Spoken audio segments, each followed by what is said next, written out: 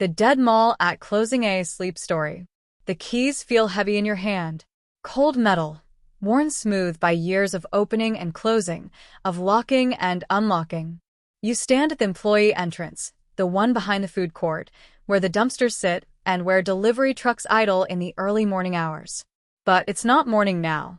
It's closing time. The metal door swings shut behind you with a hollow sound that travels down the empty corridor.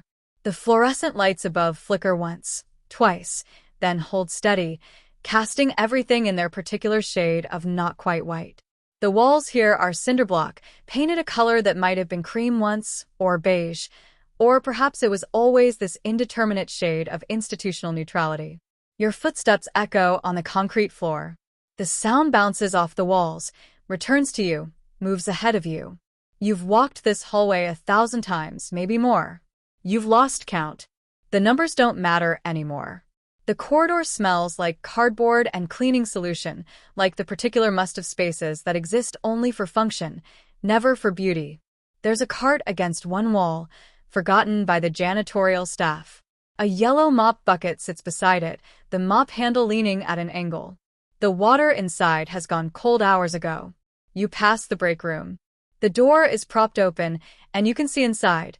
A folding table with metal legs, plastic chairs in orange and brown, a microwave that hums even when it's not in use. Someone has left a coffee cup on the table. The coffee inside has a skin forming on its surface. The hallway turns. You turn with it. And then you're there, at the threshold between the back corridors and the mall itself. There's a door here, a simple door with a push bar, and beyond it lies everything else. You push. The bar gives. The door opens. The mall unfolds before you. The atrium stretches upward, 2 stories of empty space beneath a skylight that's gone dark with night. The fountain sits in the center, exactly where it's always been. Water falls from the upper tier to the lower, from the lower to the pool below. The sound fills the space. Not loud, but present. Constant. The falling of water that has fallen this way for years. The tiles beneath your feet are polished to a high shine. They're pale pink, shot through with veins of darker rose and gray. The pattern repeats across the entire floor, stretching away from you in all directions. Under the mall's lights, the neon signs, the fluorescent tubes, the display spotlights, the tiles become mirrors. They reflect everything. The colors glow up from below. Pink, blue, green, yellow, purple. The light doubles itself. You begin to walk.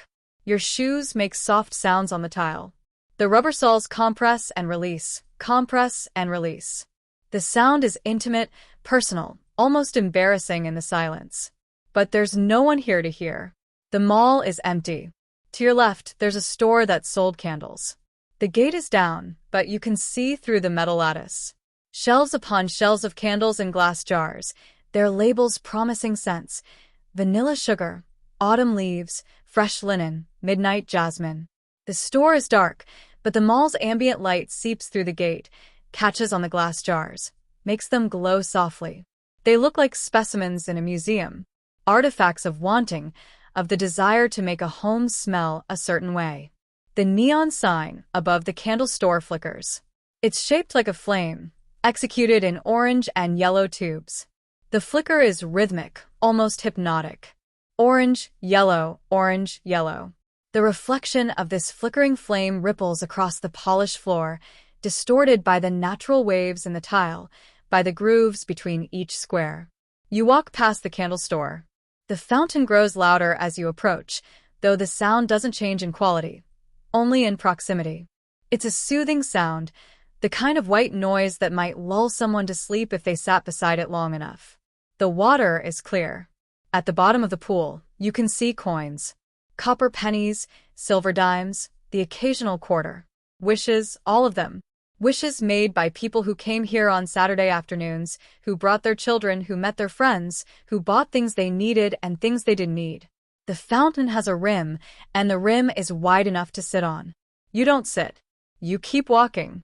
The air in the mall is temperature controlled. Always has been. It's neither warm nor cold. It exists in perfect stasis, in the exact middle point between comfort and discomfort. In this neutrality, other sensations become more noticeable. The smell of pretzels drifts from the food court, even though the pretzel place closed hours ago. The smell lingers. It's yeasty, salty, buttery. It mingles with the sharper scent of floor wax, the chemical tang of the polish that makes these tiles shine. You pass a store that sold sunglasses. The gate is down here too. Behind the metal lattice, display stands hold hundreds of sunglasses, all of them dark-lensed, all of them reflecting nothing because there's no light inside to reflect. The sign above is neon again, shaped like a pair of oversized sunglasses. The neon is pink. It casts a rosy glow onto the tile below, and this glow spreads out in a pool, soft at the edges, brighter at the center. Your reflection moves with you across the tile. Not a clear reflection, not like a mirror, but a suggestion of yourself. A dark shape that glides over pink and rose and gray, that passes through pools of colored light, blue from the shoe store, green from the pharmacy, yellow from the electronic shop that's been going out of business for 2 years. The electronic shop has a banner across its gate. Everything must go. The words are printed in red on white. The banner sags a little in the middle where the plastic has stretched. Inside, you can see televisions on shelves, their screens dark and empty. Cameras in glass cases. Cables coiled like sleeping snakes. You keep walking. There's a bench ahead, one of many scattered throughout the mall. It's made of wood and metal, the wood slats painted forest green, the metal frame a darker bronze. A potted plant sits at one end of the bench, artificial, its leaves the waxy, too-perfect green of plastic vegetation. The plant has been here as long as you can remember. Maybe longer. You walk past the bench. The mall stretches on. Store after store, gate after gate. A women's clothing boutique with mannequins frozen in poses of casual elegance. A bookstore with window displays arranged around themes. Summer reading, mystery favorites, romance bestsellers. The books behind the gate look patient, waiting. A jewelry store with lights that shine on empty display cases, on velvet cushions that hold nothing. Above you, the second floor rings the atrium. There's a railing up there, and beyond the railing, more stores. You can see their signs from down here, glowing in the dimness. A toy store, a craft shop, a store that sells specialty teas. The second floor is dark, darker than down here. The stores up there have been closed longer. The fountain continues, its endless falling. The sound follows you, even as you move away from it. Water to water to water. A cycle that doesn't stop, even when everyone has gone home. The reflection of the smoothie sign spreads across the floor in violet waves. You step through it, and for a moment, you are walking through purple light. Then you step beyond it, and the light changes. Yellow now, from a different source. Always changing, always shifting, as you move through the geography of the mall. There's a smell beneath the pretzels, beneath the floor wax. It's the smell of recycled air, air that has been breathed and filtered and pushed through ducts and vents 1,000 times. It's flat, this air, lacking the complexity of outside air, lacking the notes of grass and exhaust and weather. This air is purely indoor, purely mall. It smells like nowhere else. You walk past a directory. It's a large board, backlit, with white letters on a black background. The board lists all the stores, alphabetically, with their locations noted by letter and number. A12, B7, C3. Some of the store names are unfamiliar now. They closed years ago, but their names remain on the directory, ghosts of commerce past. The map portion of the directory shows the mall's layout from above. It's shaped like a cross, or maybe an H, with the atrium at the center and wings extending in 4 directions: north, south, east, west. You are here, a red that indicates. You have always been here. You continue walking toward the east wing. The stores in this direction are older, their gates showing more wear. There's a music store with a treble clef in neon blue above the entrance. Behind a gate, you can see racks of CDs, shelves of vinyl records, bins of cassette tapes. The format wars have been fought and won and lost, but here, in this store, they all coexist. Time has collapsed into the eternal present of a closed store. The floor tiles in the east wing have more wear. The polish is thinner here, the shine less bright. You can see the traffic patterns in the tile, the paths where thousands of feet have walked, creating subtle channels worn into the surface. These paths lead from store to store, from the atrium to the exits, from one to purchase to home again. There's a store that sold kites. You remember this. You remember when it was open, when kites hung from the ceiling inside, when the wind from the ventilation system made them move slightly, made them seem almost alive. The gate is down now. The kites are gone. But the name remains in neon cursive. High Flyers. The sign is red and orange, meant to evoke sunset, meant to evoke freedom. Your footsteps continue their rhythm. Left, right, left, right. The echo patterns shift as the space around you changes. In the wider corridors, the echo is softer, more diffuse. Near the narrower passages, it sharpens, becomes more distinct. You pass a cosmetic store. The gate is only partially closed, stopped about 3 feet from the floor. Through the gap, you can see the lower shelves, bottles and jars and tubes in every color, all arranged by brand, by purpose, by promise. The neon sign above is pink cursive, elegant and looping, beauty essentials.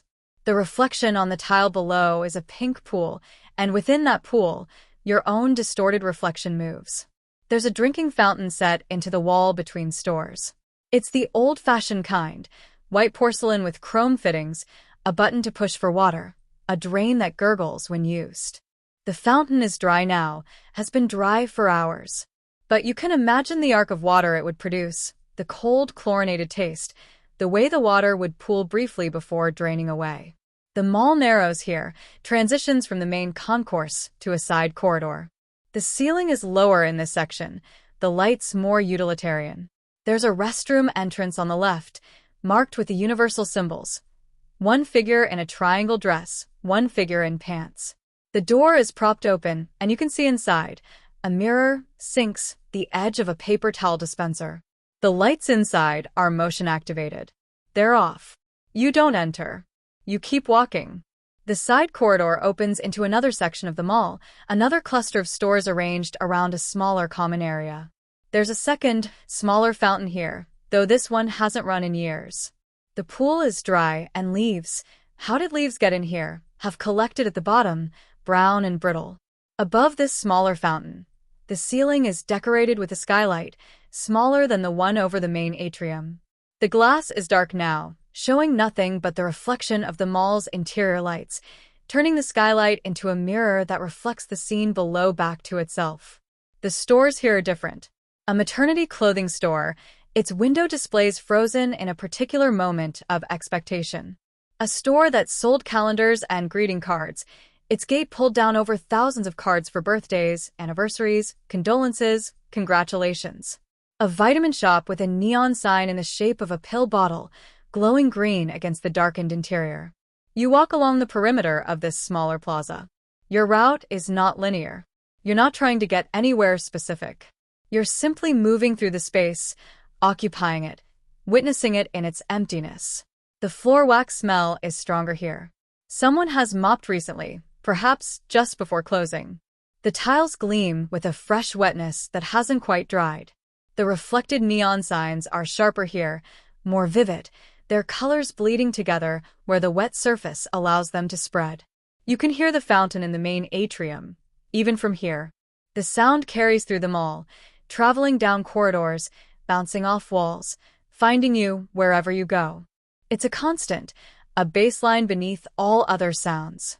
Your footsteps, the hum of lights, the buzz of neon, the distant clink of the HVAC system. All of these sounds layer over the fountain, but the fountain remains, fundamental and unchanging. There's a store ahead that sold housewares. Kitchen gadgets, picture frames, scented soaps shaped like seashells and flowers. The window display shows a table set for a dinner party that will never happen. Plates, glasses, napkins folded into fan shapes. A centerpiece of artificial flowers in colors too bright to be real. The gate is down. Everything is always down now, after closing. The gate's pulled, the door's locked, The registers counted and balanced and left empty with their drawers open to show there's nothing worth taking. You turn and walk back toward the main atrium. The journey back is the same and different. The stores are the same stores, but you're seeing them from the opposite direction now. Signs that faced away now face toward. Displays that were hidden reveal themselves. The angle of the light changes. Reflections shift. The pretzel smell grows stronger as you approach the food court again. It's joined by other scents. The lingering aroma of Chinese food from the Panda Garden, the fried smell from the burger stop, something sweet from the ice cream place that's been empty for 6 months. The food court is a large space with tables and chairs arranged in clusters. The chairs are molded plastic in primary colors: red, blue, yellow. The tables are white laminate, showing the wear of 1,000 meals, 1,000 elbows, 1,000 spills wiped clean. The food vendors ring the court, each with their own gate pulled down, their own menu boards visible, their own particular contribution to the olfactory landscape of the mall. Above them, neon signs announce their names and specialties: pizza by the slice, fresh wok cooking, submarine sandwiches. You walk between the tables. Your reflection fragments in the chrome bases of the table pedestals becomes multiple versions of yourself, distorted and strange.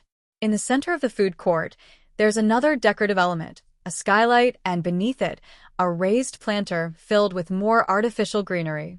Ferns that never grow, palms that never need pruning. The plants are dusty.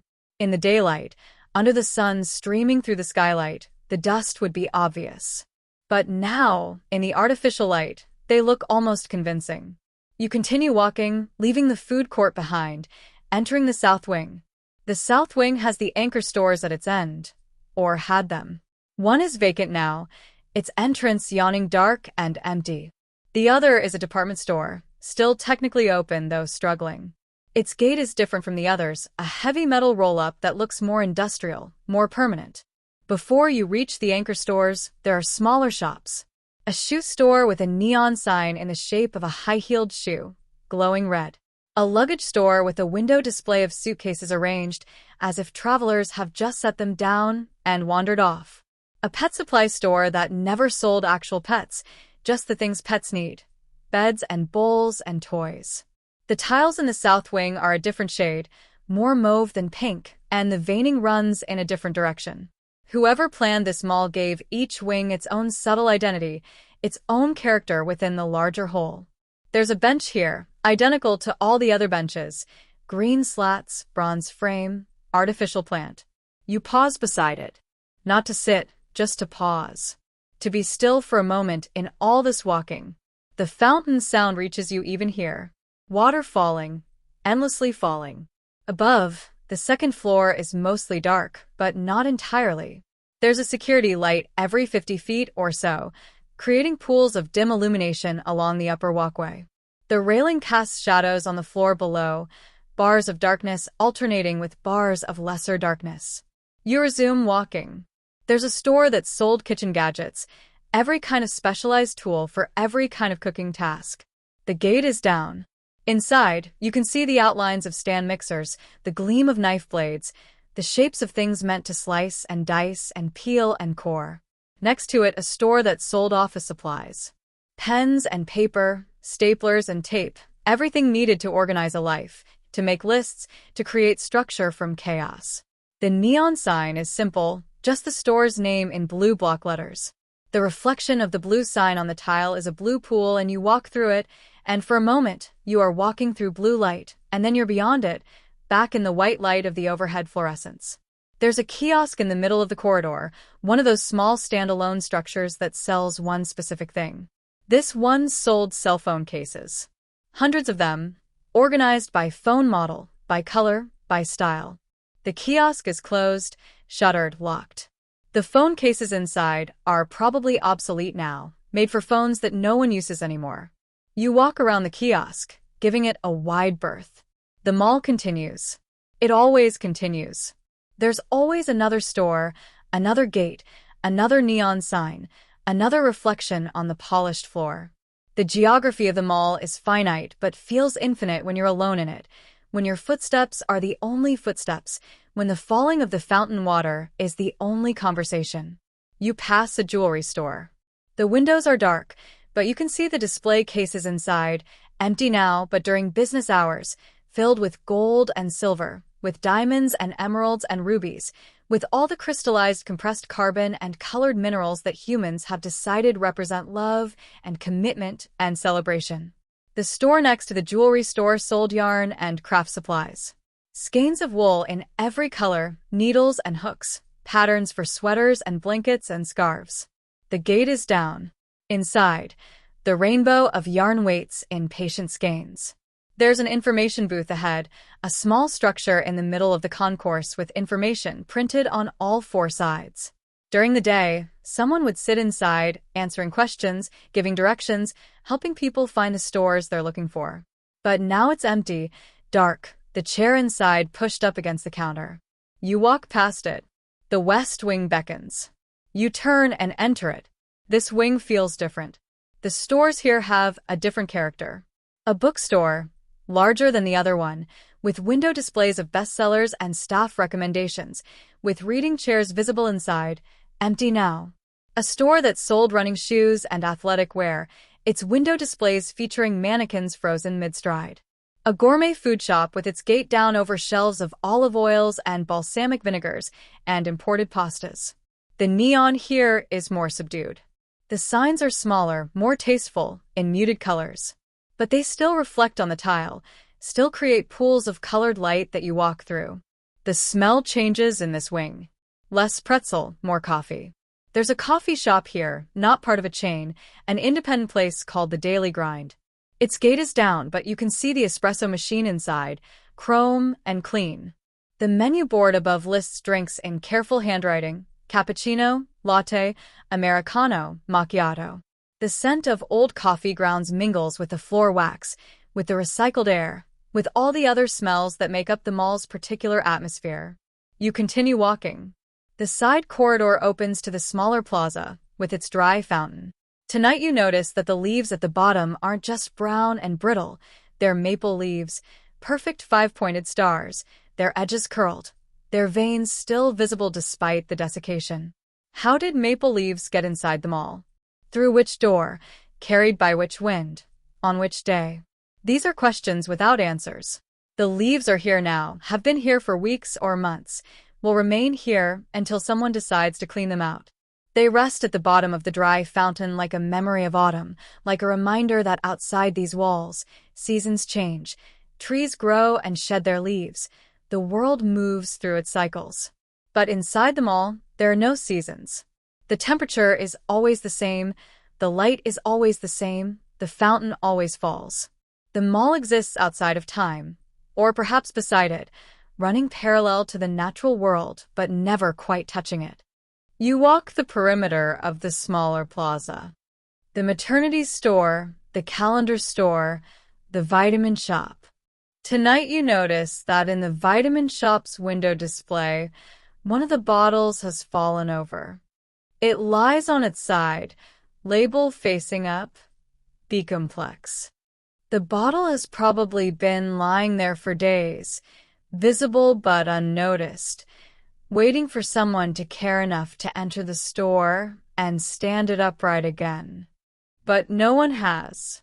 And so it lies there in the window display, a small disorder in the ordered world of the mall.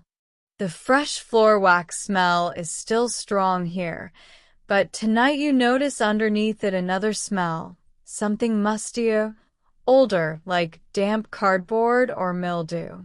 It's faint, almost hidden beneath the chemical brightness of the wax, but it's there. The smell of age, of moisture trapped in walls, of things slowly decaying despite all efforts at maintenance. You walk back toward the main atrium, and the fountain sound grows louder, welcoming you back to the center. The food court spreads before you. The tables and chairs in their clusters, red and blue and yellow plastic, white laminate tops. Tonight you notice that many of the chairs are stained, the plastic discolored by years of use, by the oils and dirt transferred from countless bodies. Some of the chairs have cracks in the plastic, thin lines spreading from stress points, weaknesses that will eventually cause the chair to break entirely. The tables show their wear too. The laminate is peeling at some edges, revealing the particle board underneath. There are scratches and gouges, initials carved with keys or pens, dark stains that wouldn't come out no matter how much scrubbing. But someone still scrubs. Someone still wipes down these tables at closing, still mops the floor beneath them, still tries to maintain the illusion of newness, of freshness, even as the mall slowly deteriorates around them. The food court vendors with their gates down. Tonight you notice that the Panda Garden sign is slightly crooked, tilting to the left by a few degrees.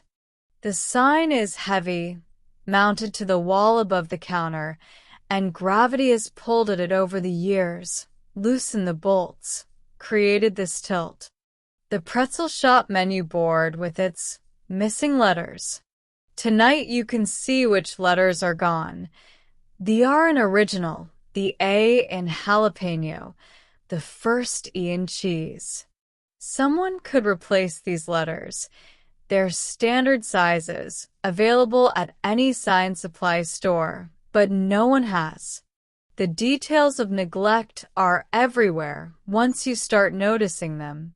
Or perhaps they've always been there, and you're only now allowing yourself to see them, to acknowledge that the mall is not eternal, not unchanging, but slowly wearing away, slowly surrendering to entropy. You walk through the food court into the south wing. The tiles here in their mauve shade with different veining. Tonight you notice that some tiles are slightly higher than others, that the floor isn't perfectly level, that there are subtle rises and dips as you walk. Your feet register these changes. Your body adjusts automatically, maintaining balance without conscious thought. The bench with green slats and bronze frame and artificial plant. Tonight you do sit. You lower yourself onto the wooden slats, and they're cool beneath you, solid, worn smooth by years of people sitting just like this. From this position, sitting still, you notice things you don't notice while walking. The sound of the HVAC system is more apparent. A low rumble, a rush of air through distant vents, a mechanical breathing that underlies everything. The fountain sound is different too, less prominent, more distant, but still there, still constant. Sitting still, you can see the second floor more clearly. The railing up there, metal painted white, and beyond it the darkened storefronts. There's a toy store directly above you, and in its window display, you can see the silhouettes of stuffed animals, their shapes backlit by some security light deeper in the store. They look like an audience watching you, these stuffed bears and rabbits and dogs, waiting patiently for the mall to open again, for children to come and press their faces against the glass. You stand and continue walking. The jewelry store passes, and tonight you notice the security system's red light blinking inside, a tiny pulse of red light in the darkness, warning potential thieves that someone is watching, always watching, even when the mall is empty. The yarn store with its rainbow of skeins. The information booth with its empty chair. The stores passing one after another, each with its own particular character, its own small signs of age and wear. You enter the West Wing, the bookstore with its reading chairs visible through the gate. Tonight you notice that one of the chairs has a rip in its upholstery, a tear in the fabric that's been repaired with tape, clear packing tape stretched across the tear, a temporary fix that's become permanent. The daily grind coffee shop. Tonight you notice that behind the espresso machine, there's a shelf with coffee mugs for sale, each printed with the shop's logo. The mugs are dusty, have been sitting there unsold for months or years, waiting for customers who never come. The children's clothing store with its small mannequins. Tonight you notice that one of the mannequins is missing a hand, the plastic arm ending abruptly at the wrist. The missing hand has probably rolled behind a counter somewhere, lost, forgotten, unimportant enough that no one bothered to search for it. The map and globe store with its spinning neon earth. You watch it spin, green light circling, and tonight you notice that the motor makes a clicking sound, very faint, a tiny click each time the mechanism completes a rotation. Click, click, click. The sound of machinery aging, of parts wearing against each other, of things slowly breaking down. How much longer will the motor last? A year? 5 years? 10? Eventually it will fail, and the earth will stop spinning, and someone will have to decide whether to repair it or replace it or simply remove it, to let the store go dark entirely. But that's tomorrow's problem, or next year's problem, or next decade's problem. For now, the earth spins, green light circles, and you watch it turn. You walk back toward the center atrium. The north wing awaits, the oldest part of them all, the original section. The tiles in pale cream with green veining, the style slightly dated, the wear more apparent. The record store with its vinyl records and posters of bands from decades past. Tonight you notice that some of the posters are fading, the colors bleached by years of fluorescent light exposure. A poster for a band you remember from your youth. The image is ghostly now, barely visible, like a memory losing its clarity.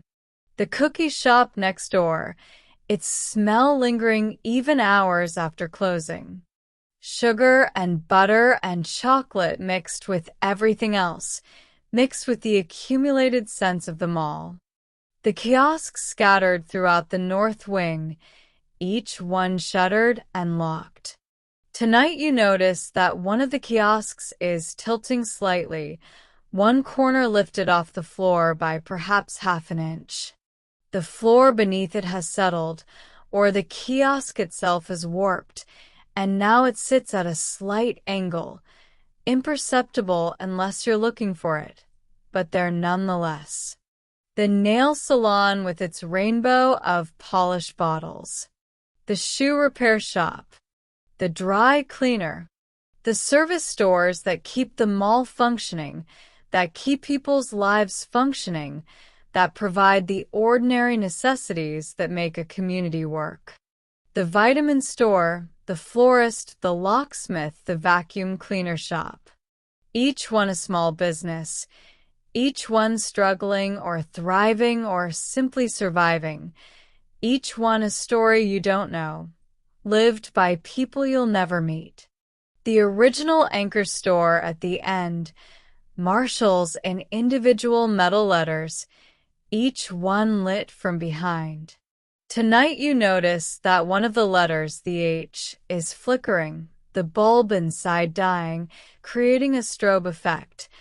Marzals, Marzals, Marzals. Someone will replace that bulb eventually. Or they won't. And the sign will read Marzals permanently, a new name created by neglect, by the simple failure of a light bulb and a letter and a sign above a department store in a mall that's slowly dying. You turn and walk back to the atrium for the final time tonight. The fountain is there as it always is, as it always will be. Water falling from tier to pool. The sound filling the space, constant and eternal, or at least as eternal as anything human-made can be. You stand at the fountain's edge. Your hand rests on the cool rim. The water's mist touches your face, barely perceptible, just a hint of moisture. A reminder that water is falling, that motion continues, that the fountain performs its function even when no one is watching. The coins at the bottom of the pool, copper and silver, wishes and hopes, desires cast into water by people who believed or half believed or didn't believe at all but threw coins anyway because that's what you do at fountains, because ritual persists even when faith doesn't. What did they wish for, all those people? What did they want? Love, probably. Money, probably. Health for themselves or their families. Success in work, in school, in life's various endeavors.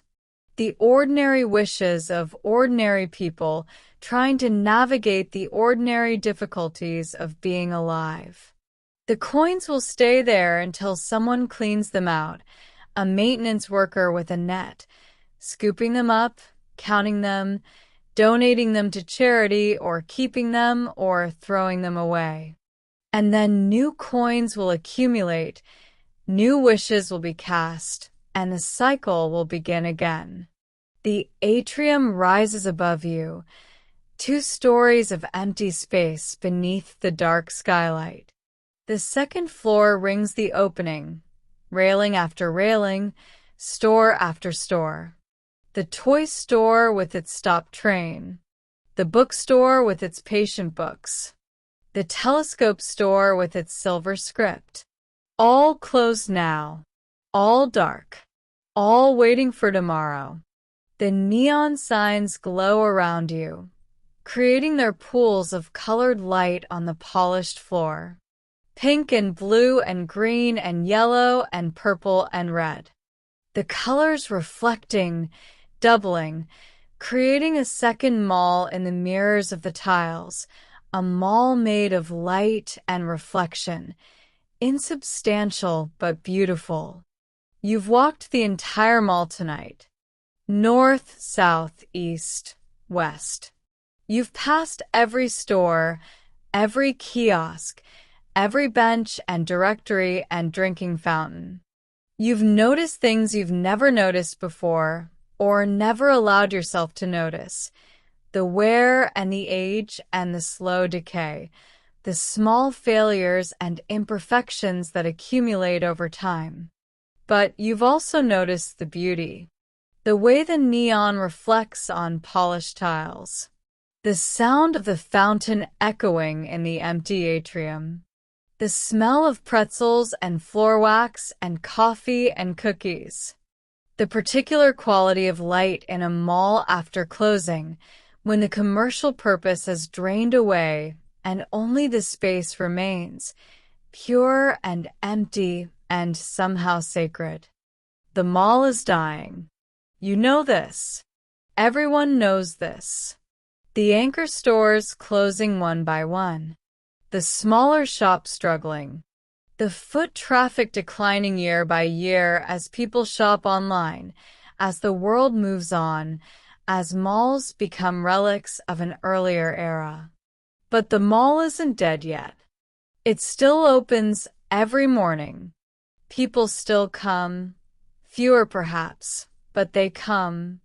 They shop and eat and walk and meet. The fountain still falls. The neon still glows. The tiles still shine. And every night, after closing, you walk through it. You witness it in its emptiness.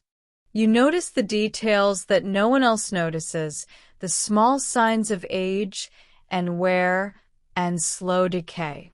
You bear witness to the mall's existence, to its persistence, to its stubborn refusal to disappear entirely. This is your ritual. Your own kind of wish casting, perhaps. An acknowledgement that things end, but they end slowly, and in the meantime they deserve attention. They deserve to be seen. They deserve to be noticed in all their imperfect beauty. Your footsteps echo as you walk toward the employee entrance one last time. Back through the food court, past the pretzel shop and the smoothie place and the Chinese restaurant. Back down the corridor with the cinderblock walls and the fluorescent lights and the break room with its coffee cups and half-finished crossword puzzle. The mop bucket is still there against the wall, the yellow plastic bucket with the mop handle leaning at an angle. The water inside has gone cold hours ago, days ago perhaps. It doesn't matter. Someone will dump it out tomorrow, or the next day, or eventually. The metal door is ahead. You push through it, and the cold night air hits your face, sharp after the temperature-controlled interior. The door swings shut behind you with its heavy mechanical click, the lock engaging automatically. The parking lot is almost empty now. Just a few cars remaining, yours among them. The mall rises behind you, long and low and tan brick, its windows dark except for the security lights glowing deep inside.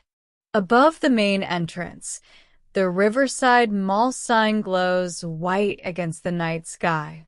All the letters working tonight, no bulbs burned out, spelling out the mall's name in clear letters that can be seen from the highway, inviting people in, promising them the experience of shopping, of commerce, of the particular pleasure of moving through a space dedicated to desire and acquisition.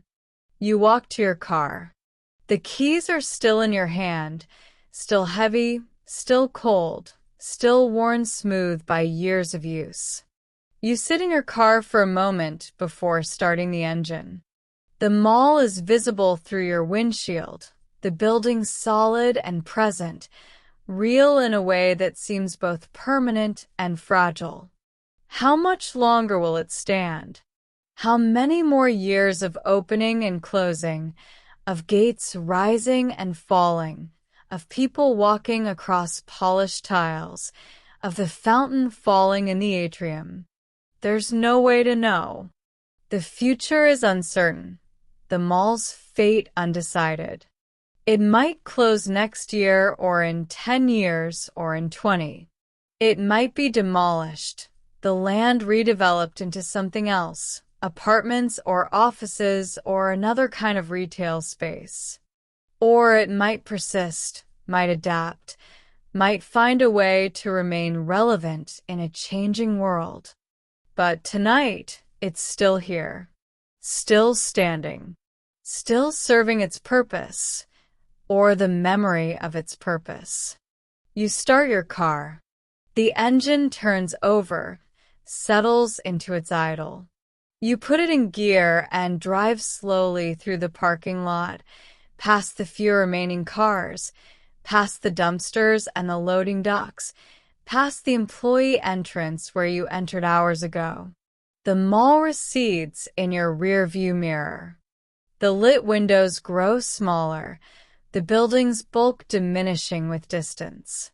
You turn onto the main road, and the mall disappears from view, hidden behind other buildings, behind trees, swallowed by the darkness of the night.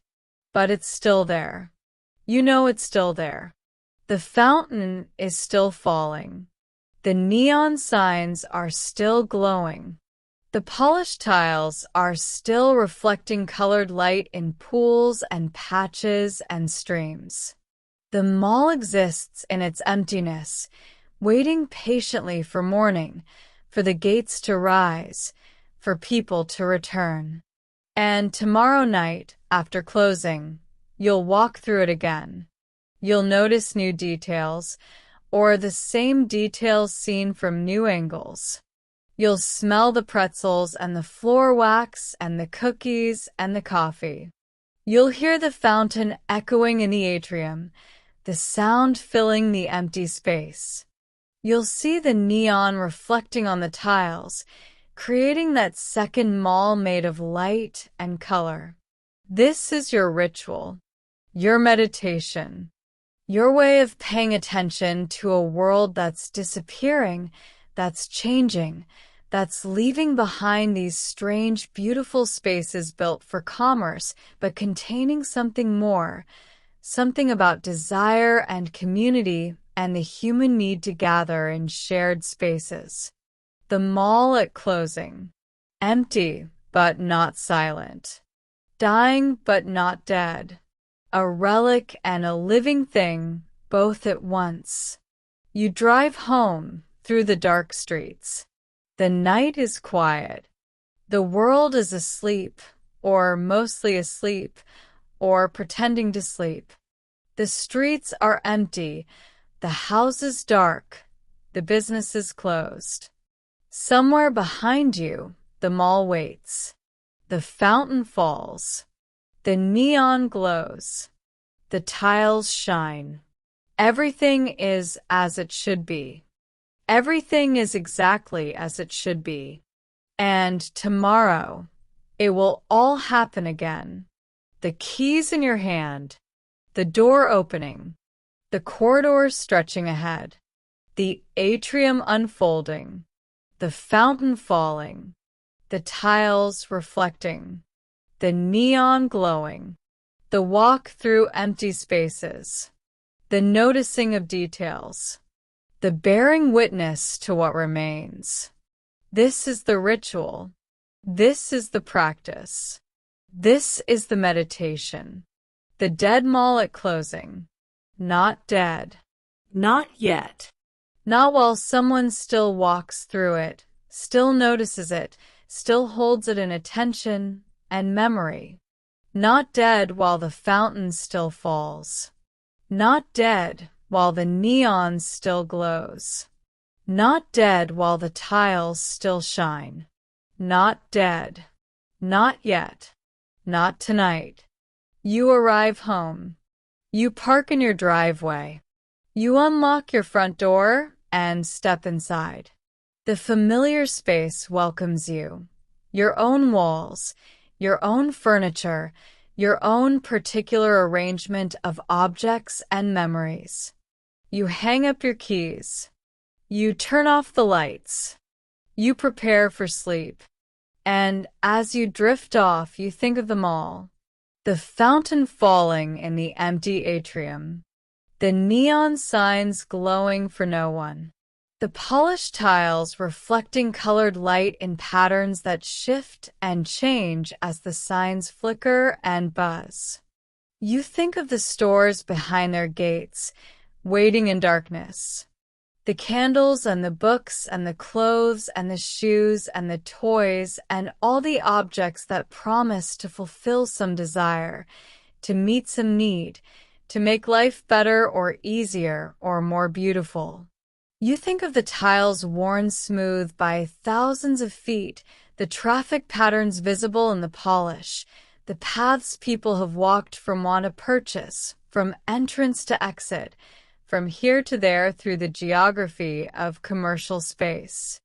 You think of the small signs of decay, the flickering bulbs, the missing letters, the crooked signs, the stained chairs, the peeling laminate, all the small failures that accumulate over time, that mark the passage of years, that show how nothing lasts forever, how everything slowly wears away.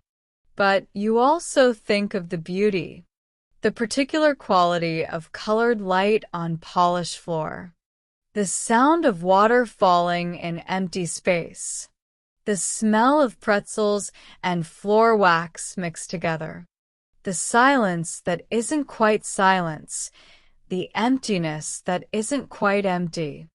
The mall exists in your mind now, as vivid as when you were walking through it. More vivid perhaps, because memory can select and arrange, can emphasize certain details and let others fade, can create a version of reality that's more coherent, more meaningful than reality itself. This is why you walk the mall each night. Not just to see it, but to remember it. To fix it in memory before it disappears entirely. To create a record, an archive, a testimony to its existence. The dead mall at closing. The phrase itself is a kind of poem. The words together creating an image, an atmosphere, a mood. Dead mall, not dead yet, but dying, slowly dying. The life draining away even as it persists. At closing, that liminal time, that threshold between day and night, between commerce and emptiness, between purpose and waiting. You sleep now and you dream. You dream of walking through the mall. The same walk, the same path, north and south and east and west, around and around the atrium with its fountain that falls and falls and falls. But in the dream, things are slightly different. The stores are open, their gates raised, but there are no people. The lights are on, the merchandise is displayed, but the stores are empty of customers, empty of workers, empty of any human presence except you. You walk through, looking at the goods on offer. The candles in their glass jars. The books on their shelves. The clothes on their racks. The shoes in their boxes.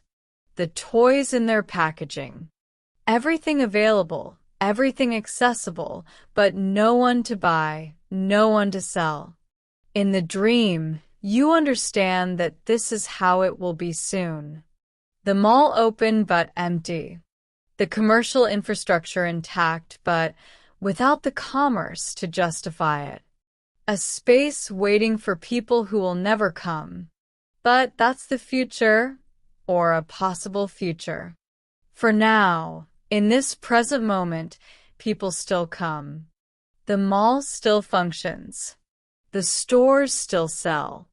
The fountain still falls for audiences who gather around it, who throw their coins and make their wishes. For now, the mall lives. And you walk through it each night, bearing witness to its existence, noticing its details, holding it in attention and memory. This is enough. This is all you can do. This is the gift you give to the mall, and the gift the mall gives to you in return. The gift of attention.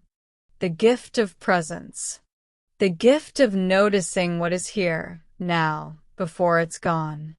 The dead mall at closing. Walking through a 1990s mall after the gates are down.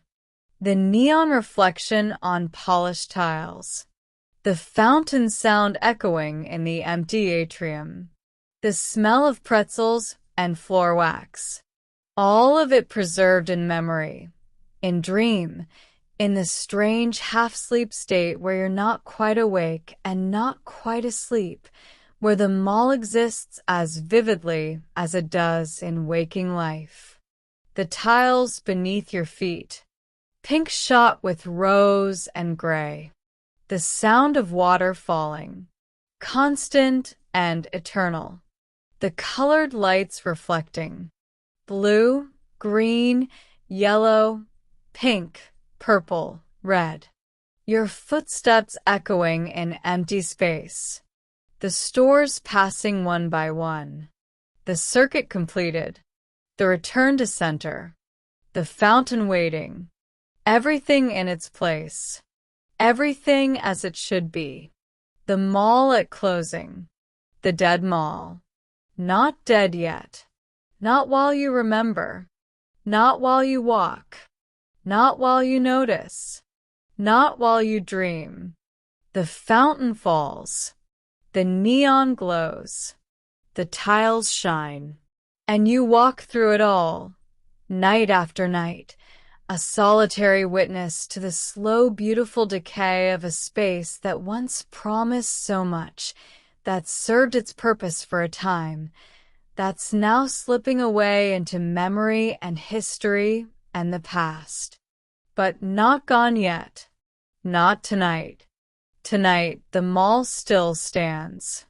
Tonight, the fountain still falls. Tonight, the neon still glows. Tonight, everything is exactly as it should be. In the dead mall at closing, where you walk alone through colored light and fountain sound and the smell of pretzels and floor wax, where you notice the details that no one else notices, where you bear witness to what remains. This is your meditation. This is your ritual. This is your gift to the mall and the mall's gift to you. Attention, presence, notice, remember. The fountain falls, the tiles shine, the neon glows, and you walk through it all, in waking and in dreaming, in the present and in memory, holding this space in your mind and heart, keeping it alive even as it slowly dies. The dead mall at closing, beautiful in its emptiness, sacred in its silence, perfect in its imperfection, exactly as it should be, exactly as it is, here, now, tonight, and tomorrow night, and every night after, until there are no more nights, until the mall is truly dead, until the fountain stops falling, until the neon goes dark, until the tiles lose their shine. But not yet, not tonight. Tonight, everything remains.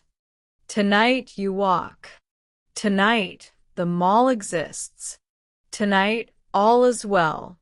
In the dead mall at closing, where the fountain falls, and the neon glows, and the tiles shine, and you walk through it all, noticing, remembering, being present, bearing witness to what is, to what remains, to what will soon be gone. But not yet, not tonight. Tonight the mall lives, and you walk through it, in the colored light, in the fountain sound, in the smell of pretzels and floor wax, walking, noticing, remembering, being, here, now, in the dead mall at closing, where everything is exactly as it should be, where everything is perfect, where everything is beautiful, where everything is home. The fountain falls, the neon glows, the tiles shine, and you are here, walking, always walking, through the mall, through the memory, through the dream, through the meditation, through the ritual, through the gift of attention, through the practice of presence, through the act of noticing, through the work of remembering, until sleep comes, until the dream fades, until morning arrives. And then you will wake and live your day and return again tomorrow night, to the mall, to the fountain, to the tiles, to the neon, to the walking, to the noticing, to the remembering, to the being present, in the dead mall at closing, where you are always welcome, where you are always home, where everything is exactly as it should be, perfect, beautiful, complete. The fountain falls, the neon glows, the tiles shine, and all is well, all is well, all is well, in the dead mall at closing, now and forever, here and always, beautiful and dying, living and letting go, being and becoming, exactly as it should be, exactly as it is, here, Now. Always. The dead mall at closing. Good night. There's a children's clothing store with a window display of small mannequins dressed in overalls and dresses, their faces blank and smooth. The neon sign above is yellow and shaped like a smiling sun. The reflection on the tile is a yellow circle, and you walk through it, and your shadow moves through it with you. Next to the children's store, there's a toy store. This one is on the ground floor, a smaller version of the larger toy store upstairs. The window display shows action figures and dolls, board games and puzzles, all arranged in a scene of perpetual play that never resolves, never ends. The gate is down here too. Everything is down. The mall at closing is a mall of gates pulled, of barriers erected between inside and outside, between what's for sale and what's simply seen. You walk past a photo studio with a backdrop visible through the gate, a blue cloudy sky that photographers would place behind families, behind children, behind individuals who wanted to be remembered in a certain way. The floor tiles are worn here too, the traffic patterns visible. Thousands of feet have walked this path, from the parking lot entrance to the anchor store, from store to store, from the food court to the restrooms and back again. There's a store that sold maps and globes, atlases and travel guides. The neon sign is green, shaped like the earth. The globe spins slowly, a motor inside turning it endlessly, even now, even after closing. Green light reflects on the floor, and the reflection moves, circling, repeating. You watch it for a moment. The spinning, the repetition, the way the light moves in a predictable pattern. Then you continue walking. The west wing ends at another anchor store, this one also closed, its entrance dark. There's a sign on the gate. Space available. A phone number for leasing inquiries. You turn and walk back toward the center atrium. The fountain is louder now, or maybe you're just paying more attention to it. The water falls in streams, in curtains, in individual droplets that catch the light as they descend. The pool below is clear, and at the bottom, the coins rest on the tile, copper and silver, wishes accumulated over time. You stand at the edge of the fountain. The rim is cool beneath your hand. The water's mist touches your face, barely, a suggestion of moisture, of coolness. The atrium rises above you. 2 stories of empty space. The skylight at the top is dark, showing nothing. The second floor rings the atrium, railing after railing, store after store, all closed, all dark. You can see a few of the second floor stores from here. A bookstore with its window display just visible. A toy store with a train set running on an elevated track, though the train is stopped now. A store that sold telescopes and binoculars, its name in silver script above the darkened entrance. The mall is laid out like a map, and you have walked most of it. North, south, east, west. The atrium at the center, the anchor stores at the ends, the smaller shops filling in the spaces between. Your footsteps have traced a path across the polished tiles, though the path doesn't show, doesn't mark. The floor is too clean, too well maintained. Your passage leaves no trace. The neon signs glow all around the atrium. A toy store sign in rainbow colors. A women's clothing boutique in pink. A men's store in blue. A music store in purple. The colors reflect on the fountain water, on the tiles, on the chrome fixtures and glass doors. Everything is reflected here. The mall doubles itself in the polished surfaces.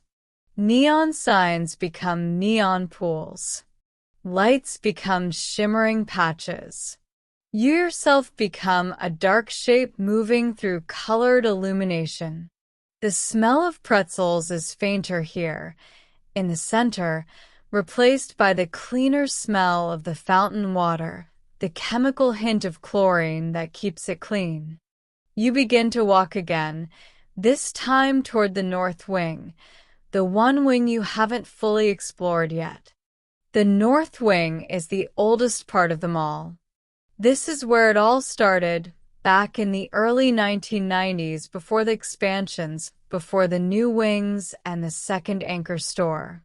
The stores here are original, or mostly original, though some have changed names, changed hands, changed purposes over the years. The tiles are different here too. Not pink, not mauve, but a pale cream with green veining. The style is slightly older, the pattern less contemporary. But they're still polished to the same high shine, still reflecting the neon above. There's a record store here, one of the few left. Its neon sign is red and yellow, shaped like a vinyl record with sound waves radiating out. Behind the gate, you can see bins of records, organized alphabetically, and on the walls, posters of bands and artists from decades past. Next to the record store, a cookie shop. The gate is down, but the smell lingers, sugar and butter and chocolate, mixed with the pretzel smell that permeates the entire mall, mixed with the floor wax, mixed with the recycled air. The north wing has more kiosks than the other wings. Small structures selling sunglasses, jewelry, phone accessories, calendars. Each kiosk is shuttered now, its wares hidden behind locked panels. You walk between them, your path weaving slightly to avoid each structure. There's a nail salon with a window display showing bottles of polish in every color, arranged in a rainbow spectrum. The neon sign is pink and white, shaped like a manicured hand. The reflection on the tile is a pink pool, and you walk through it. The salon is next to a shoe repair shop, and the shoe repair shop is next to a dry cleaner. These are service stores, not retail, and their signs are simpler, less decorative. But they're still part of the mall's ecosystem, still contributing to its character. The floor is worn here, more worn than elsewhere. This is the original section, and it shows. The polish is thinner, the tiles have more scratches, more signs of age. But it's still clean, still maintained, still shining under the lights. There's a store that sold vitamins and supplements, its window display showing bottles and jars with labels promising health, vitality, longevity. The gate is down. Inside, the shelves march in orderly rows, organized by purpose, by ingredient, by brand. You walk past it, past the next store, and the next past a florist and a locksmith and a store that sold vacuum cleaners.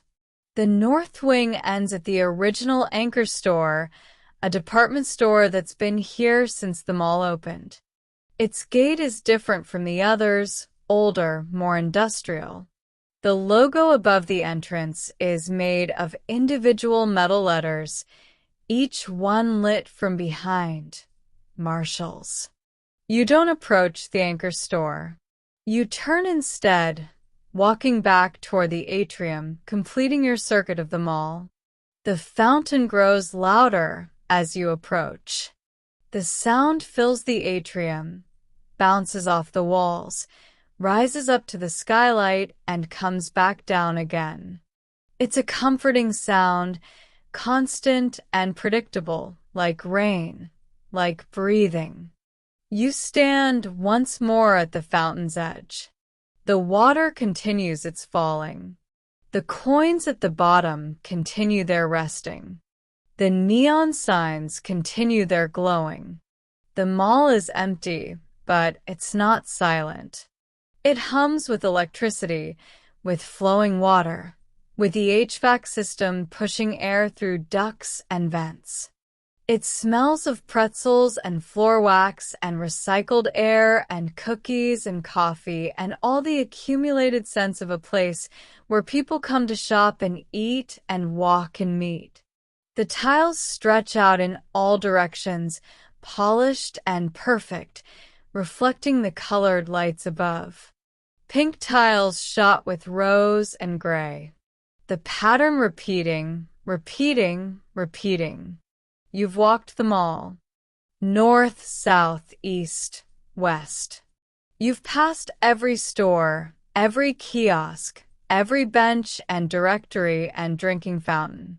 You've moved through pools of colored light, blue, green, yellow, pink, purple, red, and come back to where you started. The mall at closing is a mall suspended. Between day and night, between open and closed, between the noise of commerce and the silence of emptiness. It exists in this liminal state, waiting for tomorrow, for the gates to rise, for the people to return. But for now, it's just you and the fountain and the neon and the polished tiles. Your footsteps echo as you walk toward the employee entrance, back through the food court, back down the corridor with the cinder block walls and the fluorescent lights and the forgotten mop bucket. The metal door is ahead. You push through it, and the cold air of the parking lot hits your face. The door swings shut behind you, locking automatically with a heavy click. The mall is sealed again, waiting in its emptiness, its neon signs glowing for no one, its fountain falling for no one, its polished tiles reflecting colored light for no one. You walk to your car, the keys still heavy in your hand. Tomorrow you'll do it again. Open them all. Watch the people come. Watch the stores open their gates. Watch the commerce of the day unfold. And then, when the day is done, you'll walk the empty mall again, through the neon reflections and the fountain's echo and the smell of pretzels and floor wax. But that's tomorrow. For now, you drive home through the dark streets, the mall receding in your rearview mirror, its lights growing smaller and smaller until they disappear entirely. The mall sleeps. The fountain falls. The neon glows.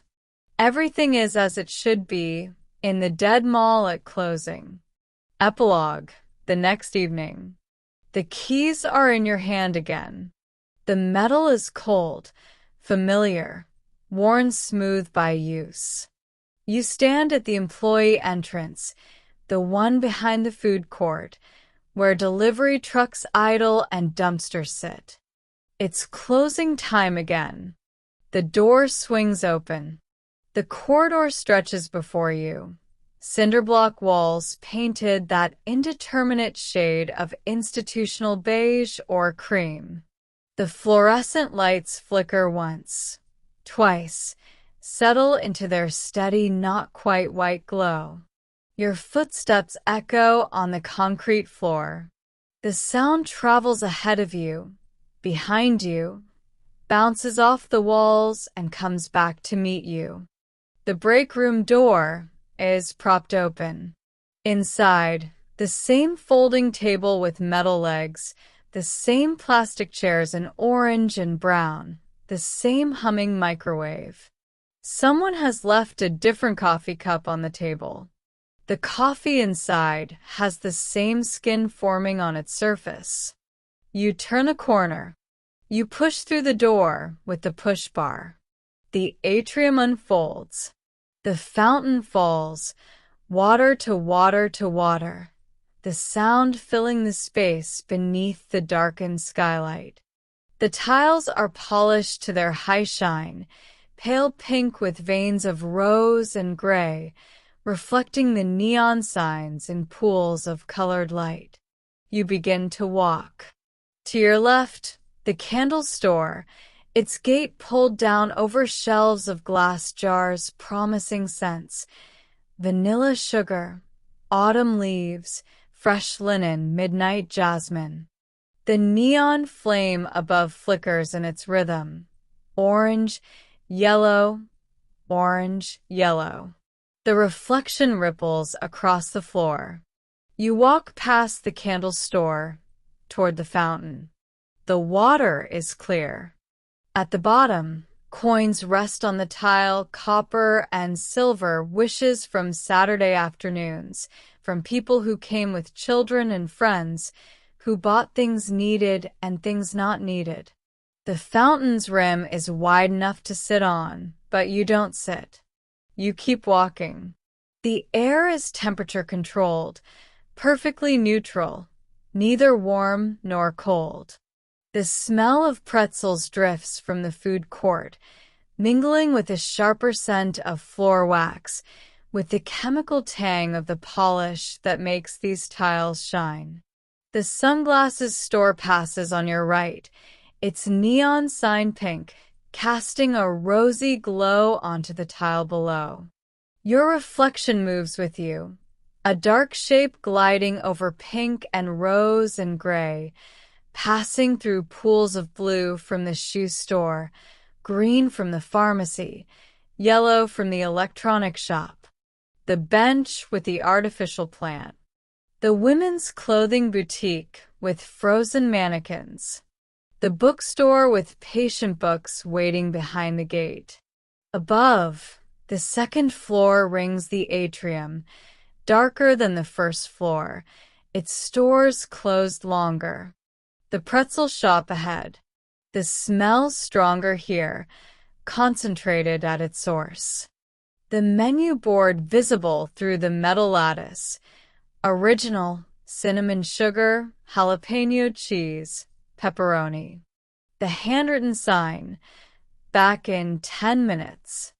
Next to it, the smoothie place, its neon sign showing a purple glass and cursive smoothie. The faint buzz of electricity moving through gas. You step through the violet reflection on the floor, then into yellow light from another source, always changing, always shifting. The directory with its backlit letters, white on black, listing stores alphabetically. The map showing the mall's layout from above, shaped like a cross or an H, with the atrium at the center. You are here, the red that indicates. You are always here. You walk into the east wing. The music store with a treble clef in neon blue. Behind the gate, racks of CDs, shelves of vinyl, bins of cassettes. The format wars fought and won and lost, all coexisting in eternal present. The floor tiles show their wear here, the traffic patterns visible, paths worn by thousands of feet from store to store, from atrium to exit, from on a purchase to home. The kite store, high flyers, its sign in red and orange cursive meant to evoke sunset and freedom. The kites are gone, but the name remains, glowing against the darkened interior. Your footsteps continue their rhythm. Left, right. The echo shifts with the space, softer in wide corridors, sharper near narrow passages. The cosmetic store with its gate partially raised, 3 feet from the floor. Through the gap, bottles and jars and tubes in every color, organized by brand, by purpose, by promise. Beauty essentials in pink cursive above, its reflection a pink pool on the tile below. The drinking fountain set into the wall, white porcelain with chrome fittings, its button waiting to be pushed, its drain ready to gurgle. But it's dry now, has been dry for hours. You walk past it, into the narrower corridor, past the restroom entrance with its universal symbols, its motion-activated lights dark and waiting. The corridor opens into the smaller plaza with its dry fountain, leaves collected at the bottom, brown and brittle. The skylight above reflects the mall's interior lights, turning glass into mirror. The maternity store, the calendar store, the vitamin shop with its pill bottle glowing green. You walk the perimeter, not linear, not trying to reach anywhere, simply moving through space, occupying it, witnessing it. The floor wax smell is strong here, fresh from recent mopping. The tiles gleam with wetness not quite dried, and the reflected neon signs are sharper, more vivid, their colors bleeding together where wet surface allows them to spread. The fountain in the main atrium reaches you even here, its sound traveling down corridors, bouncing off walls, finding you. Water falling beneath all other sounds, footsteps, humming lights, buzzing neon, distant HVAC clinking. The housewares store ahead, its window display showing a table set for a dinner party that will never happen. Plates, glasses, napkins folded into fans. Artificial flowers in two bright colors. You turn and walk back toward the main atrium. The journey back is the same and different. Signs that faced away now face toward. Displays hidden now revealed. Light angles changed. Reflections shifted. The pretzel smell grows stronger. It's joined by other food court scents, Chinese food from Panda Garden, fried smell from Burger Stop, something sweet from the empty ice cream place. The food court spreads before you, tables and chairs in clusters, molded plastic in primary colors, red, blue, yellow.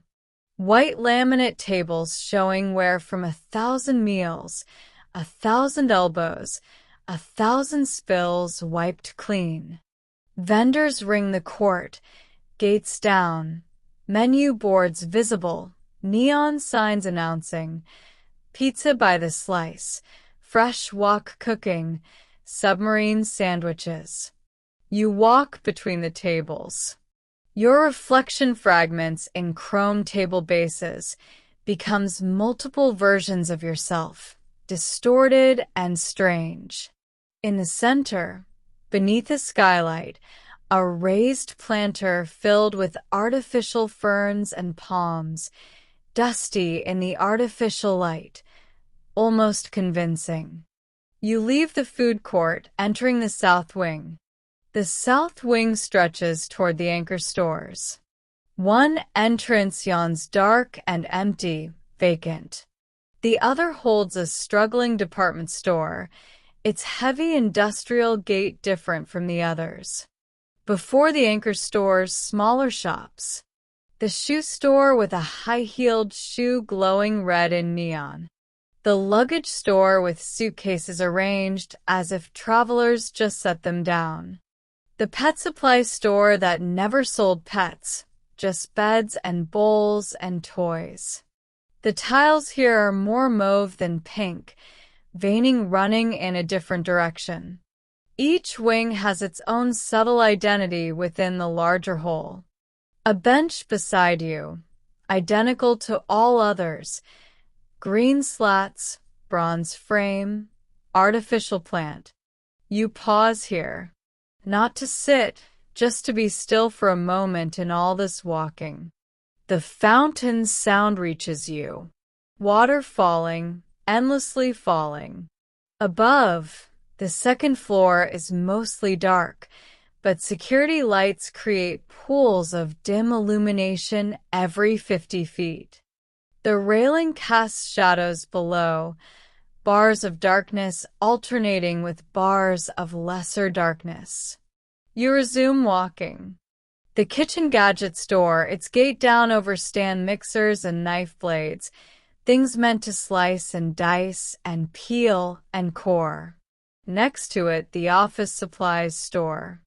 Pens and paper, staplers and tape, everything needed to organize a life. The neon sign in simple blue block letters, reflecting as a blue pool on the tile. You walk through blue light, then beyond it, back into white fluorescent glow. A kiosk in the middle of the corridor, selling cell phone cases for phones no one uses anymore. You walk around it, giving it wide berth. The jewelry store with its dark windows, display cases empty now but during business hours filled with gold and silver, with diamonds and emeralds and rubies. The yarn store next to it, skeins of wool in every color waiting in patient rainbows behind the gate. The information booth ahead, information printed on all four sides, its chair pushed against a counter, empty and dark. You walk past it into the west wing. This wing feels different.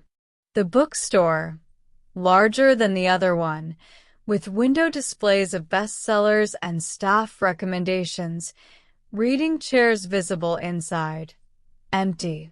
The running shoe store with mannequins frozen mid-stride. The gourmet food shop with shelves of olive oils and balsamic vinegars and imported pastas behind the gate. The neon here is more subdued, signs smaller, more tasteful in muted colors. But they still reflect, still create pools of colored light. The smell changes. Less pretzel, more coffee. The daily grind ahead, independent, not a chain. Its gate down over a chrome espresso machine. The menu board lists drinks in careful handwriting: cappuccino, latte, americano, macchiato. Old coffee grounds mingle with floor wax, with recycled air, with all the other smells composing the mall's particular atmosphere. The children's clothing store with small mannequins in overalls and dresses, faces blank and smooth. The neon sun above glowing yellow, its reflection a yellow circle on the tile. You walk through it, your shadow moving through it with you. The toy store next door, window display showing action figures and dolls, board games and puzzles, arranged in perpetual play that never resolves, never ends. The photo studio with its blue cloudy backdrop visible through the gate, where photographers would place families, children, individuals who wanted to be remembered in a certain way.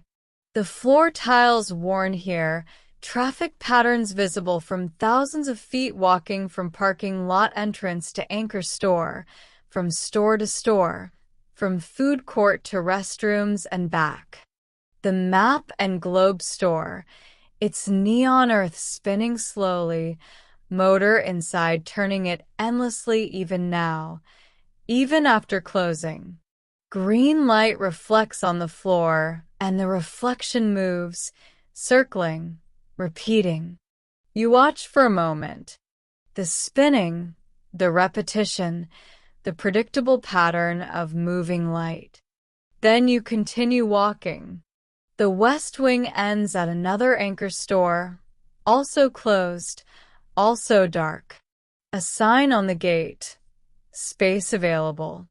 A phone number for leasing inquiries. You turn and walk back toward the center atrium. The fountain is louder now, or you're paying more attention. Water falls in streams, in curtains, in individual droplets catching light as they descend. The pool below is clear, and at the bottom, coins rest on tile, copper and silver, accumulated wishes. You stand at the fountain's edge. The rim is cool beneath your hand. Water's mist touches your face, barely, a suggestion of moisture, of coolness. The atrium rises above. 2 stories of empty space. The skylight at top is dark, showing nothing. The second floor rings the atrium, railing after railing, store after store, all closed, all dark. You can see second-floor stores from here. A bookstore, its window display just visible. A toy store with a stopped train on an elevated track. A telescope store, its name in silver script above the darkened entrance. The mall is laid out like a map. You have walked most of it. North, south, east, west. The atrium at center, anchor stores at ends, smaller shops filling spaces between. Your footsteps have traced a path across polished tiles, though the path doesn't show, doesn't mark. The floor is too clean, too well maintained. Your passage leaves no trace. Neon signs glow around the atrium. A toy store in rainbow colors. A women's boutique in pink. A men's store in blue. A music store in purple. Colors reflect on fountain water, on tiles, on chrome fixtures and glass doors. Everything is reflected here. The mall doubles itself in polished surfaces. Neon signs become neon pools. Lights become shimmering patches. You become a dark shape moving through colored illumination. The pretzel smell is fainter here, in the center, replaced by the cleaner smell of fountain water, the chemical hint of chlorine, keeping it clean. You begin to walk again, toward the north wing, the one wing you haven't fully explored this evening. The north wing is the oldest part. This is where it all started, back in the early 90s, before expansions, before new wings, and the second anchor store. The stores here are original, or mostly original, though some have changed names, changed hands, changed purposes. The tiles are different. Not pink, not mauve, but pale cream with green veining. The style's slightly older, the pattern less contemporary. But still polished to the same high shine, still reflecting the neon above. The record store, one of the few left. Its neon sign red and yellow, shaped like a vinyl record with sound waves radiating out. Behind the gate, bins of records organized alphabetically, and on walls, posters of bands and artists from decades past. Next to it, the cookie shop. The gate down, but the smell lingers, sugar and butter and chocolate, mixed with pretzel smell, mixed with floor wax, mixed with recycled air. The north wing has more kiosks than other wings. Small structures selling sunglasses, jewelry, phone accessories, calendars. Each kiosk shuttered now, its wares hidden behind locked panels. You walk between them, your path weaving to avoid each structure. The nail salon with bottles of polish in every color, arranged in rainbow spectrum. The neon sign pink and white, shaped like a manicured hand, reflecting as a pink pool on the tile. You walk through it. The salon is next to a shoe repair shop, and the shoe repair shop is next to a dry cleaner. Service stores, not retail, their signs simpler, less decorative. But still part of the mall's ecosystem, still contributing to its character. The floor is worn here, more worn than elsewhere. This is the original section. The polish is thinner, the tiles have more scratches, more signs of age. But still clean, still maintained, still shining under the lights. The vitamin store, its window display showing bottles and jars with labels promising health, vitality, longevity. The gate down. Inside, shelves march in orderly rows, organized by purpose, by ingredient, by brand. You walk past it, past a florist and a locksmith and a store that sold vacuum cleaners. The north wing ends at the original Anchor store, a department store here since the mall opened. Its gate different from the others, older, more industrial. The logo above the entrance made of individual metal letters, each lit from behind. Marshall's. You don't approach it. You turn instead, walking back toward the atrium, completing your circuit. The fountain grows louder as you approach. The sound fills the atrium, bounces off walls, rises to the skylight, and comes back down. It's a comforting sound, constant and predictable, like rain, like breathing. You stand once more at the fountain's edge. The water continues its falling. The coins at the bottom continue their resting. The neon signs continue their glowing. The mall is empty, but not silent. It hums with electricity, with flowing water, with the HVAC system pushing air through ducts and vents. It smells of pretzels and floor wax and recycled air and cookies and coffee and all the accumulated scents of a place where people come to shop and eat and walk and meet. The tiles stretch out in all directions, polished and perfect, reflecting colored lights above. Pink tiles shot with rose and gray. The pattern repeating, repeating, repeating. You've walked the mall. North, south, east, west. You've passed every store, every kiosk, every bench and directory and drinking fountain.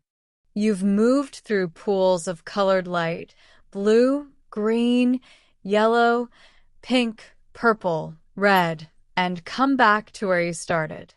The mall at closing is a mall suspended. Between day and night, between open and closed, between the noise of commerce and the silence of emptiness. It exists in this liminal state, waiting for tomorrow, for gates to rise, for people to return. But for now, it's just you and the fountain and the neon and the polished tiles. Your footsteps echo as you walk toward the employee entrance, back through the food court, back down the corridor with cinder block walls and fluorescent lights and the forgotten mop bucket. The metal door is ahead. You push through it and cold air of the parking lot hits your face. The door swings shut behind you, locking automatically with a heavy click.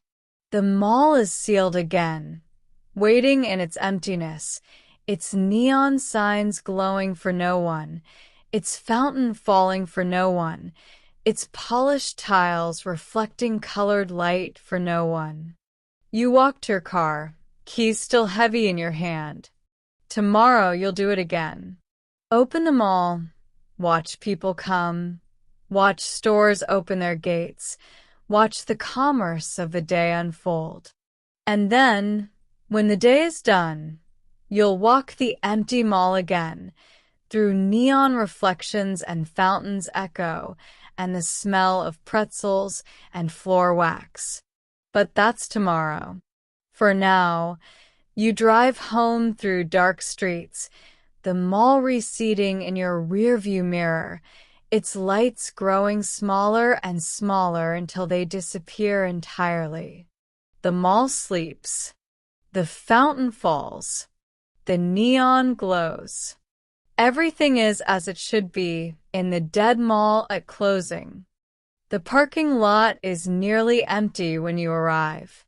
A few cars scattered near the employee entrance, belonging to the closing crew, to the managers who count registers and lock safes. Your car joins them, and you sit for a moment in the silence after the engine stops. The mall rises before you, a long, low building with few windows. The exterior is tan brick, utilitarian, punctuated by entrance doors with glass and metal frames. Above the main entrance, letters spell out Riverside Mall in a font from another decade, each letter backlit, glowing white against the evening sky. But you're not going to the main entrance. You walk to the employee door, the one beside the dumpsters, the one where the pavement is cracked and oil-stained. The keys are in your hand. Cold metal, familiar weight, worn smooth. You unlock the door and step inside. The corridor stretches before you, exactly as it always is. Cinder block walls in institutional beige cream. Fluorescent lights flickering once, twice, then holding steady in their not-quite white glow. The concrete floor, painted gray, showing scuff marks and where patterns from years of foot traffic. Your footsteps echo. The sound travels down the corridor, bounces back, mingles with itself. The break room is on your left, door propped open. Inside, the familiar scene, folding table with metal legs, plastic chairs in orange and brown, microwave humming even when not in use. Tonight there are 2 coffee cups on the table, both with skin forming on the surface of the liquid inside. Someone has left a newspaper folded to the crossword puzzle, a pen beside it, the puzzle half completed. You continue down the corridor. There's a bulletin board on the wall, cork covered with layers of notices and memos and schedules. Some of the papers are yellowed, months old, maybe years old, but no one has removed them. They overlap like geological strata, the history of the mall's employment notices preserved in fluttering sheets. The corridor turns. You turn with it. The door with the push bar is ahead. Beyond it lies the mall proper, the public space, the polished floors and neon signs and fountain that falls endlessly. You push. The bar gives. The door opens. The atrium unfolds. The fountain is there, has always been there, will always be there. Water falls from upper tier to lower tier to the pool below. The sound fills the space, a constant white noise, soothing and eternal. The pool is clear, and at the bottom, coins rest on pink tile, pennies and dimes and quarters, copper and silver, wishes tossed by people who believed in wishes. The tiles beneath your feet are polished to their high shine, pale pink shot through with veins of darker rose and gray. The pattern repeats across the entire floor, stretching in all directions. Under the mall's lights, the neon, the fluorescence, the spotlights, the tiles become mirrors, reflecting everything above them. You begin your walk. Tonight, you notice things you didn't notice before. Or perhaps you noticed them but didn't name them, didn't hold them in consciousness long enough to make them real. The candle store to your left. The gate is down, the metal lattice creating a grid between you and the shelves of candles in glass jars. But tonight you notice that some of the jars are dusty, a fine layer of gray coating the glass, dulling the labels. The dust has settled over time, particle by particle, invisible in its accumulation until suddenly it's visible, suddenly it's there. The neon flame above the store flickers in its rhythm. Orange, yellow, orange, yellow. But tonight you notice that the yellow tube is dimmer than the orange, that the gas inside is fading, that eventually this sign will need to be repaired, or it will go dark entirely. The reflection on the floor flickers with the sign, orange, yellow, and you walk through it, and the colored light plays across your shoes, across your legs, across your shadow. The fountain ahead. You've stood beside it dozens of times, hundreds of times. But tonight you notice the tiles that line the pool, small square tiles in shades of blue and turquoise, arranged in a mosaic pattern that suggests waves, suggests water within water. The tiles are old, and some have come loose, and some are missing entirely, leaving dark gaps in the pattern. You stand at the fountain's edge. The rim is cool beneath your hand, slightly damp from the water's mist. You can feel the vibration of the pump that recirculates the water, a faint thrumming transmitted through the structure. In the pool, among the coins, there are other things. A button, a small plastic toy, faded by chlorine, a bobby pin, the detritus of pockets emptied, of children's hands opened, of things dropped accidentally or thrown deliberately. The water falls and falls. It never stops, never pauses, never varies in its rhythm. The mall may close, the gates may come down, the lights may dim, but the fountain continues. Someone decided long ago that it should never be turned off, that the sound was essential to the mall's character, to its atmosphere, and so it runs perpetually, day and night, year after year. You resume walking, moving past the fountain into the east wing. Tonight you notice the ceiling tiles above. They're suspended in a grid of metal tracks, each tile a 2-foot square of acoustic material, white or cream, with a subtle texture meant to absorb sound. Some of the tiles are stained, watermarks from leaks that have since been repaired. Some sag slightly, the material heavy with age and absorbed moisture. The lighting fixtures are recessed into this grid, fluorescent tubes behind plastic diffusers. Some of the diffusers are yellowed, the plastic degraded by heat and time. Some are missing entirely, removed and never replaced, leaving the bare tubes exposed, their light harsher, more clinical. You walk past the music store with the treble clef in neon blue. Tonight you notice that behind the gate, in the darkened interior, there's a listening station, a wooden counter with headphones hanging from hooks, where customers could sample music before buying. The headphones dangle unused, their cords tangled, gathering dust.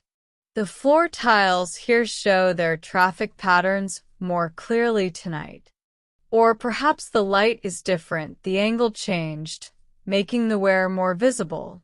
You can see the paths worn by thousands of feet, slight depressions in the tile, the polish worn thinner, the surface more matte than shine. These paths tell a story. They map desire and habit, showing which stores people walked to most frequently, which routes they preferred, how they moved through the space. The paths converge and diverge, branch and merge, creating a network of worn lines across the pink tile. You follow one of these paths, your feet finding the groove that countless other feet have found before. The cosmetics store passes on your right.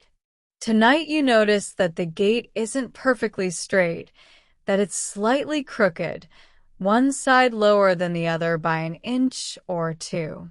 The metal has bent over time, warped by repeated raising and lowering, by the weight of its own structure pulling against the mechanism. Through the gap at the bottom, you can see more than you noticed before. Not just the bottles and jars on the lower shelves, but the baseboards along the walls, white painted with scuffed and chipped. There's a power outlet visible, its cover plate loose, hanging at an angle. There's a price tag on the floor, small and white, numbers printed in red. The details accumulate, each one small, insignificant alone, but together they compose the reality of this place. The mall is not pristine. The mall is not perfect. The mall is aging, wearing, showing the marks of time and use. But it's still beautiful, in its way. Still has a particular quality that belongs only to it, only to this specific combination of pink tiles and neon signs and fountain water falling in the empty atrium. You continue walking,